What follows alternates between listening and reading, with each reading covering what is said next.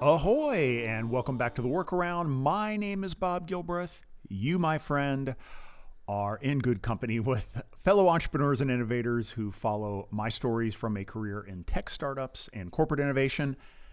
Sitting here right now to make you think, smile, and discover a shortcut to success or a trap to avoid. Got a short one this week. I was going to make this a Bob's Bite, but decided to expand it a little bit. I think you'll enjoy it. It's called Don't Serve the Shit Sandwich. The usual gang of idiots and I see what you're doing.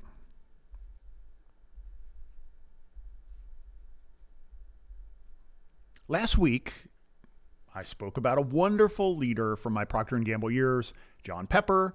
He's somebody I had repeated amazing interactions with that have stuck with me to this day. Regular listeners might know about his opposite, a guy that we'll call George.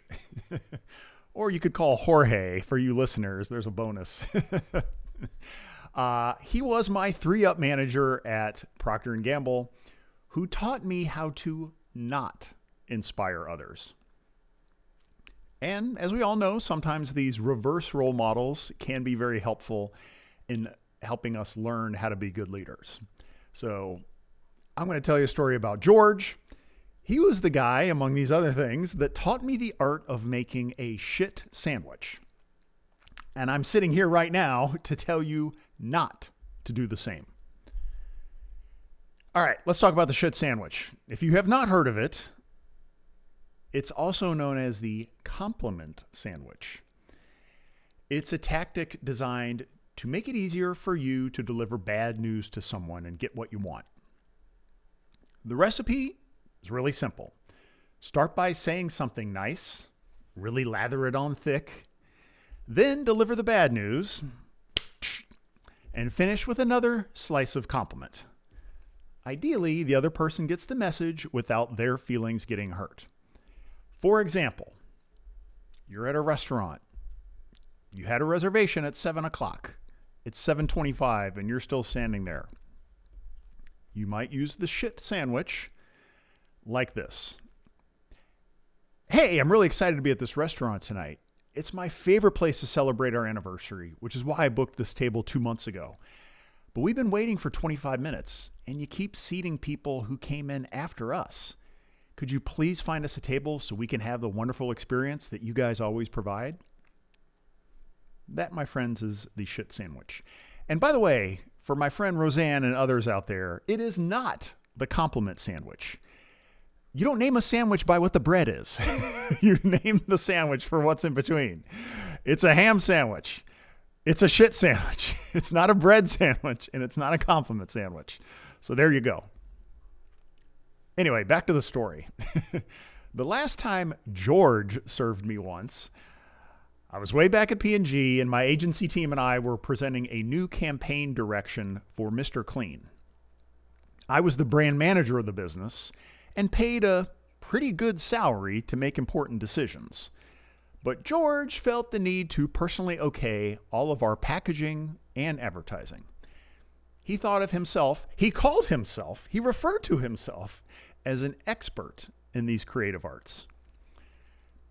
Despite my 100% responsibility for delivering the Mr. Clean business, which accounted for less than 1% of his total global P&L, we had to put on a dog and pony show to get George's approval. We did everything we could to win him over. Consumer feedback was off the charts. My first and second up managers were all on board, and our agency's creative director, Mark, who I interviewed on the podcast a few months ago, Mark Stoiber, he delivered an inspiring pitch. But I could tell from the first display of creative work that George wasn't having it. He never learned to hide his expressions. His frowning face and crossed arms gave it away from the get-go. And I knew a sandwich was being prepared in his mental kitchen because everyone in the organization knew that George always trotted out that old tactic. It went something like this. Thank you all for your hard work and this amazing effort. I hate this campaign and will not sign off on it. But you guys are so great, and I'm sure you'll come up with something better. Thanks, George. Well, this was pretty much the last straw for me at the company. After helping to triple revenue for a brand that had been declining for over a decade, I had achieved what I wanted and didn't need to perform for George anymore. I left to join my friends as a partner at a digital agency a month or two after this meeting. He and I didn't bother to wish each other well on my last day. Look, it's not easy to deliver bad news or tough feedback, and little tricks like this, used in moderation, can make it easier to give and receive. But overuse makes it a gimmick that people eventually see through. We talk amongst ourselves in the hallway, and we learn from essays like this one. We realize you're gaming us. It's inauthentic and breaks down trust. The better option is to build relationships with people and have real conversations. There's 100 better ways that meeting could have gone with George and I.